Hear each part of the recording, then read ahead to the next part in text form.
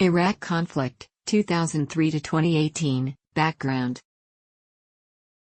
The main rationale for the invasion of Iraq was based on US and UK allegations that Saddam Hussein was developing weapons of mass destruction and that he thus presented a threat to his neighbors and to the world community. The US stated on November 8, 2002, the UN Security Council unanimously adopted Resolution 1441.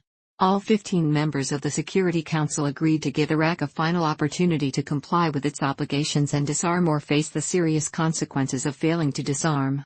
The resolution strengthened the mandate of the UN Monitoring and Verification Commission, UNMOVIC, and the International Atomic Energy Agency, IAEA, giving them authority to go anywhere, at any time and talk to anyone in order to verify Iraq's disarmament. Throughout the early 2000s, the administrations of George W. Bush and Tony Blair worked to build a case for invading Iraq, culminating in the U.S. Secretary of State Colin Powell's address to the Security Council 1 month before the invasion. Shortly after the invasion, the Central Intelligence Agency, Defense Intelligence Agency, and other intelligence agencies largely discredited evidence related to Iraqi weapons as well as links to al-Qaeda, and at this point the Bush and Blair administrations began to shift to secondary rationales for the war, such as the Hussein government's human rights record and promoting democracy in Iraq. Opinion polls showed that people of nearly all countries opposed a war without UN mandate and that the view of the United States as a danger to world peace had significantly increased.